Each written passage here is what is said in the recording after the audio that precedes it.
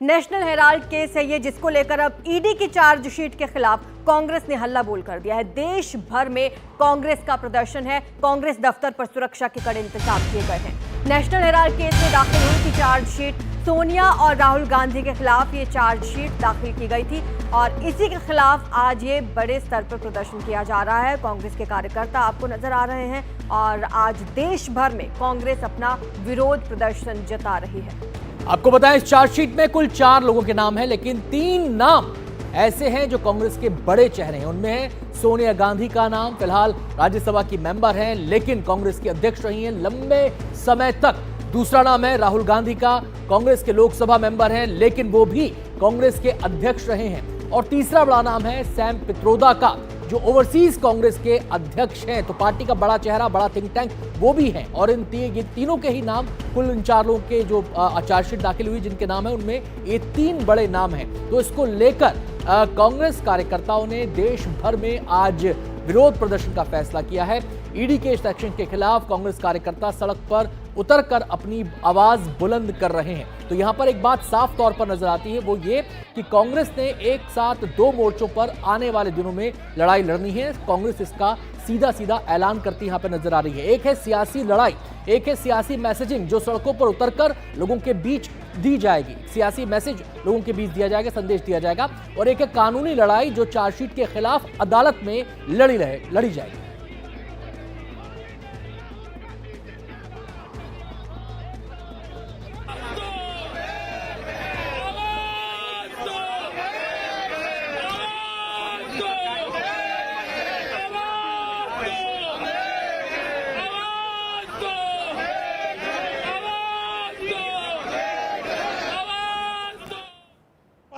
और सोनिया गांधी जी के ऊपर केस लगाने से क्या वो सोचते हैं कांग्रेस पार्टी डर जाएगी?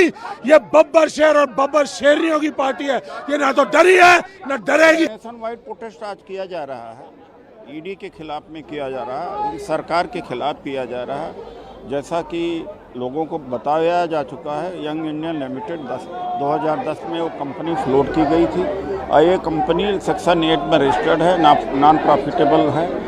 और यंग इंडियन लिमिटेड ने एजीएल की एक भी संपत्ति नहीं खरीदी है, न उसके नाम से ट्रांसफ़र हुआ, न एक पैसा दिया है गया है, न लिया गया है। केवल वेंडेटा पॉलिटिक्स है, दबाव का, बदले का, डरवा करके, धमका करके कांग्रेस के लोगों का मनोबल गिराने का है। पूरी तरह से इलीगल है, फैब्रिकेटेड है। इसीलिए हम इसके खिलाफ में प्रोटेस्ट कर रहे हैं पूरे देश में। और आज हमारे नेता राहुल गांधी और सोनिया जी के जिस तरीके से 14 साल के बाद, 12 साल के बाद ईडी ने जो है चार्जशीट दाखिल किया है, उसका हम कड़े शब्दों में विरोध करते हैं। अब तो पूरे देश को मालूम है कि ईडी का काम केवल धमकाना है।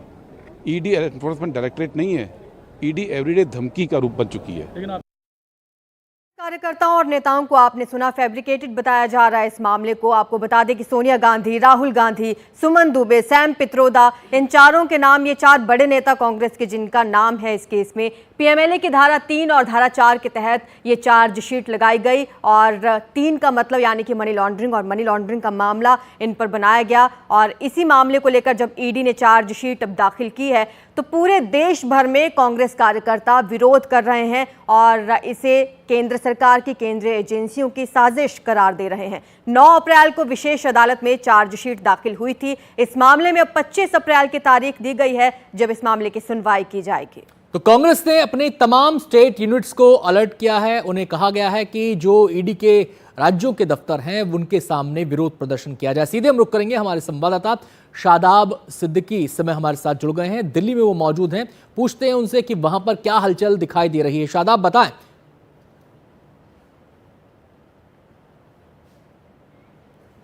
शादाब से एक बार फिर से जुड़ने की कोशिश हम करेंगे, लेकिन आपको बता दी ये तस्वीरें सामने आ रही हैं देश भर के अलग अलग इलाकों से, जहां पर तमाम कांग्रेस कार्यकर्ता पहुंचे हैं, विरोध प्रदर्शन अपना जता रहे हैं, हाथों में बैनर्स लिए हुए। और ये पुलिस ने बैरिकेडिंग भी की हुई है जिसे तोड़ते हुए भी नजर आ रहे हैं।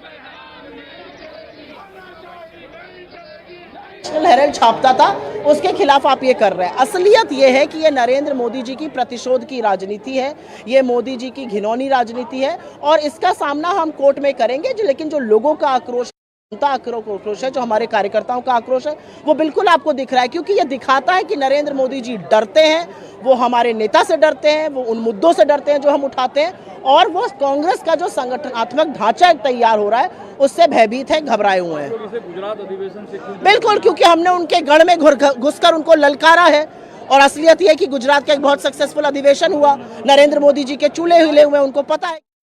अभी सुन रहे थे तो यहां पर कांग्रेस कार्यकर्ता काफी रोष प्रकट करते हुए, चाहे वो कार्यकर्ता हो चाहे वो पार्टी के नेता हो, सब तमाम लोग एक सुर में ये बात कह रहे हैं कि ये पूरा का पूरा मामला फर्जी है, राजनीति से प्रेरित है, प्रतिशोध की भावना से इस मामले को बनाया गया है। लेकिन आपको बताएं, जब कोई भी केस लगता है किसी के ऊपर तो उसकी कानूनी प्रक्रिया होती है, उसके तहत ही उसको आगे बढ़ाया जाता है। सीधे हम रुक करेंगे, हमारे साथ संवाददाता शादाब सिद्दीकी हमारे साथ जुड़ गए हैं दिल्ली से। शादाब, सबसे पहले तो अपनी लोकेशन बता दें और उसके बाद वहां की हलचल दिखा दें।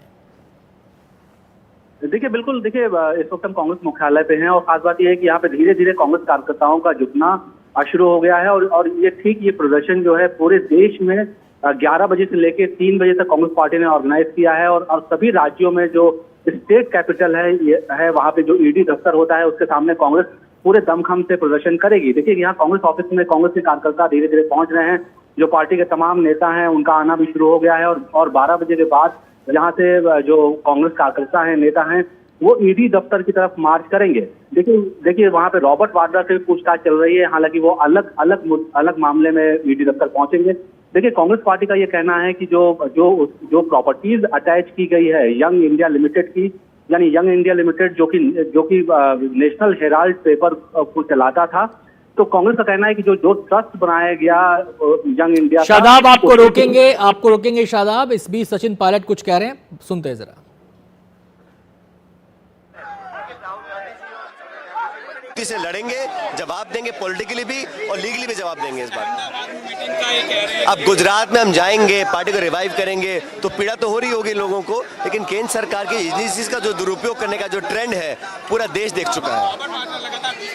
भाई वो कह रहा हूँ ना, जानबूझ के टारगेट करना है। सरकार जवाब देती नहीं है पार्लियामेंट के अंदर, बेरोजगारी, महंगाई, दुनिया भर के टैरिफ लगे हैं। हमारे देश पे जो संकट है उससे जूझने के बजाय आप अपने प्रतिद्वंदियों को टारगेट करें, ये भाजपा का पुराना हथकंडा है। बीजेपी कह रही है कि भ्रष्टाचारियों को नहीं सुना जाएगा। तमाम पिटीशन डाली गई है, आपको लगता है कि बस के ऊपर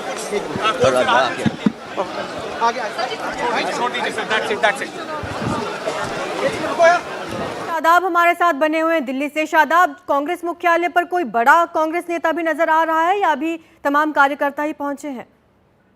देखिए, यहाँ पे जो दिल्ली के जो पूर्व सांसद हैं वो उदित राज, इमरान प्रतापगढ़ी जो शायर हैं, इसके अलावा जो कांग्रेस पार्टी के जो मीडिया डिपार्टमेंट के प्रवक्ता हैं वो पहुंचे। इसके अलावा सैकड़ों की संख्या में कांग्रेस पार्टी के कार्यकर्ता पहुंचे हैं, और ये सभी कार्यकर्ता और नेता 12 बजे के बाद ईडी दफ्तर की तरफ मार्च करेंगे। देखिए कांग्रेस का पक्ष इसमें बहुत साफ है। उनका ये कहना है कि जो मनी लॉन्ड्रिंग का मामला ईडी की तरफ से बनाया गया है, इसमें मनी लॉन्ड्रिंग जैसा कुछ नहीं है, क्योंकि पैसे का कोई ट्रांजैक्शन इस पूरे मामले में नहीं हुआ है। इसके अलावा जो प्रॉपर्टी थी एसोसिएटेड जनरल की, वो प्रॉपर्टी जस की तस है, वो प्रॉपर्टी किसी को बेची नहीं गई है, प्रॉपर्टी का कोई ट्रांसफर नहीं हुआ है। इसके अलावा कांग्रेस पार्टी की यह भी दलील है कि जो यंग इंडिया है जिसने एजीएल को लिया है, उसमें किसी भी तरह का जो उनके जो डायरेक्टर हैं या जो शेयर होल्डर हैं उनको किसी भी तरह का पैसे का भुगतान नहीं किया जाता है। तो कांग्रेस का ये कहना है कि जो ईडी का जो पूरा मामला मनी लॉन्ड्रिंग का है वो सही नहीं बैठता है इस केस में। देखिए, आपको बता दें कि ये केस 2012 में सुब्रमण्यम स्वामी ने दायर किया था कोर्ट में, और उसके बाद कोर्ट में ये केस जाने के बाद 2014 में इसको ईडी ने अपने हाथ में लिया था, और ईडी की कार्रवाई 2014 से लेकर 2025, आप कह सकते हैं कि 11 साल से ईडी इस मामले में जांच कर रही है। आपको याद होगा कि 2022 में सोनिया गांधी और राहुल गांधी को भी ईडी ने बुलाया था पूछताछ के लिए। उस वक्त राहुल गांधी से तकरीबन 50 घंटे से ज्यादा पूछताछ हुई थी, और सोनिया गांधी से भी तकरीबन इतनी पूछताछ हुई थी। आपको याद होगा कि उस समय भी कांग्रेस के कार्यकर्ता ऐसे ही कांग्रेस दफ्तर में जुटे थे, और वो उन्होंने ईडी दफ्तर की तरफ मार्च किया था।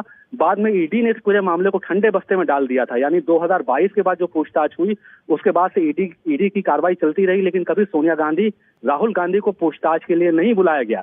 और अब जो कल चार्जशीट ईडी की तरफ से फाइल की गई है उसमें गंभीर धाराएं लगाई गई हैं। देखिए, कांग्रेस का एक एक कार्यकर्ता अपने आप को बब्बर शेर समझता है, और इनकी किसी भी गीदड़ भर्ती में आने वाला नहीं है। आज जरूरत पड़ी है, मैं मानता हूं कि राहुल गांधी जी जो हमेशा गरीबों की, मुलजिमों की और मजदूरों की आवाज उठाने का काम करते रहे हैं। आज उनकी आवाज को दबाने की कोशिश की जा रही है। हर एक कांग्रेसी कार्यकर्ता मजबूती के साथ इसका सामना करने के लिए तैयार कर रहे हैं।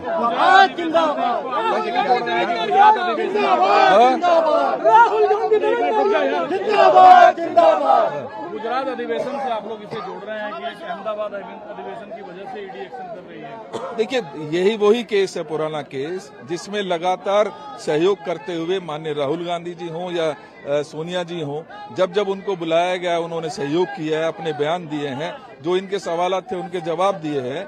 आज क्या ऐसी नई डेवलपमेंट हो गई कि चार्जशीट किया जाता है? उनको लगातार इतने सालों से, 10 साल से पुराना ये केस है, जिसमें कोई पैसे का लेन देन नहीं, जिसमें कोई प्रॉपर्टी का इधर से उधर नहीं।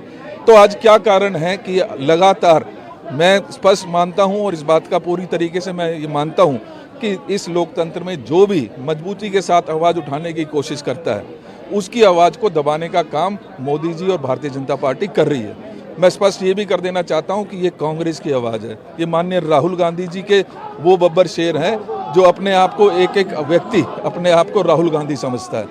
हम मजबूती के साथ इन सरकार का और दबाने और कुचलने की जो राजनीति है उसका जवाब देंगे। लगातार हमारे साथ बने हुए हैं। कांग्रेस के तमाम नेता इस केस को निराधार बता रहे हैं, इस केस को मोटिवेटेड बता रहे हैं, नहीं राजनीति से प्रेरित बता रहे हैं। शादाब, अभी मैं कांग्रेस के नेताओं को सुन रहा हूं, वो इस मामले को राजनीति से प्रेरित बता रहे हैं, इस बात को अलग रखो, लेकिन इस मामले में पूछताछ के लिए नहीं बुलाया गया। अब इस मामले में चार्जशीट दाखिल हुई है। एक जांच एजेंसी होने के नाते ईडी का यह फर्ज है कि अगर कोई डेवलपमेंट है तो चार्जशीट उस मामले में दाखिल करे। अब चार्जशीट को लेकर इस सवाल की चार्जशीट क्यों दाखिल की जा रही है? देखिए कांग्रेस इस पूरे मामले को राजनीतिक लड़ाई लड़ रही है। देखिए जो चार्जशीट दाखिल हुई है, वो उसमें जो धाराएं लगाई गई हैं, उन धाराओं में गिरफ्तारी का भी प्रोविजन है। देखिए ये जो मनी लॉन्ड्रिंग का मामला बनाया है, आपको याद होगा कि ठीक यही धाराएं हेमंत सोरेन के खिलाफ लगी थी। इसके अलावा जो तमाम दूसरे राजनेता हैं उनके खिलाफ भी, मनीष सिसोदिया के खिलाफ, अरविंद केजरीवाल के खिलाफ, इन सब लोगों के खिलाफ लगी थी। तो जो उसमें पास की जगह को छावनी बनाना, हमारे दफ्तर के बाहर बैरिकेड लगाना और हमें शांतिपूर्वक प्रदर्शन ना करने देना, मैं समझती हूँ कि संवैधानिक अधिकारों का हनन है, जिसकी जितनी भर्त्सना की जाए वो कम है। अब मैं आपके सवाल पर आती हूँ। आपने देखा होगा कि बिहार के चुनाव की सरगर्मियां तेज हो गई हैं। कल एक बहुत ही सार्थक बैठक तेजस्वी यादव जी, खड़गे जी और राहुल जी के बीच में हुई। कांग्रेस की बैठक अहमदाबाद में हुई। गुजरात में कांग्रेस के संगठन का विस्तार लगातार हो रहा है, तो मोदी जी के पेट का दर्द बढ़ना स्वाभाविक है। और मोदी जी जब जब डरते हैं, पुलिस, ईडीआई और सीबीआई को आगे करते हैं। ये इतिहास इस बात का गवाह है। 95% केसेस में ईडी और सीबीआई किसी कंक्लूजन तक नहीं पहुंच पाती। तो मैं जानना चाहती हूं कि 95% ये जो केस फेल होते हैं, ये विपक्ष के ऊपर ही क्यों होते हैं? और अगर इनकी सक्सेस रेट इतनी कम है, तो किस तरह से कठपुतली बनाकर मोदी सरकार इनका इस्तेमाल कर रही है? एक नॉन प्रॉफिटेबल कंपनी, जिसका धारक, जिसका ट्रस्टी ना 1 रुपया ले सकता, ना 1 रुपया दे सकता, ना किसी इमूवेबल प्रॉपर्टी का कोई कमर्शियल ट्रांजैक्शन हो सकता, ना खरीदी जा सकती है, ना बेची जा सकती है, ना तनख्वाह है, ना पैसा है, ना खरीद फरोख्त है। तो मनी लॉन्ड्रिंग कहाँ से हो गई? ये बहुत ही हास्यास्पद आरोप है, जिसका जवाब ईडीआई कोर्ट में नहीं दे पाएगी, पर वो तो कोर्ट की बात है। पर एक जो पब्लिक परसेप्शन की भी लड़ाई है, मोदी जी को ये लग रहा है कि वो जितना दबाएंगे हम दबते जाएंगे, वो दमन करेंगे, हम दमन बर्दाश्त करेंगे। पर गांधी जी ने कहा था कि अन्याय को बर्दाश्त करने वाला भी अन्याय का भागीदार है। हम पूरे देश में आवाज उठाएंगे, सड़क से लेकर, सदन से लेकर संसद तक आवाज उठाएंगे और मोदी जी को बताएंगे कि उनकी तानाशाही नहीं चलेगी। ये पुलिस बैरिकेडिंग पर आपने सवाल उठाया, तो इतनी भीड़ लेकर कहाँ जाएंगे आप? हम प्रदर्शन करना चाहते हैं। ईडी के दफ्तर के बाहर भी बैठकर हमें प्रदर्शन करने का अधिकार है। और ये कोई 144 की धारा नहीं लगी है दिल्ली में, अगर लगी हो तो बताइए। तो फिर बैरिकेड क्यों लगाए जा रहे हैं? अच्छा, अगर संघ का कोई प्रदर्शन होता है, वो तलवारें लेकर चलते हैं, वो लाठियां लेकर पूरे देश में निकलते हैं, सुबह सुबह पार्क में लाठियों के साथ खेलकूद करते हैं, वो सब कुछ सही है। लेकिन अगर कांग्रेस पार्टी का निहत्था कार्यकर्ता सड़क पे खड़े होकर आवाज उठा के कहना चाहता है कि ये अन्याय है, ये गलत है। हेमंत बिस्वा शर्मा सबसे करप्ट होते हैं जब कांग्रेस पार्टी में होते हैं, और जो वहां जाकर धुलाई हो जाती है वॉशिंग मशीन में, और सबसे बेहतरीन सीएम में से एक हो जाते हैं। तो ये इस विरोधाभास, इस प्रतिशोध की राजनीति के खिलाफ हम आवाज उठाएंगे तो आप बाहर नहीं जाने देंगे। ये लोकतंत्र में नहीं चलेगा भाई साहब।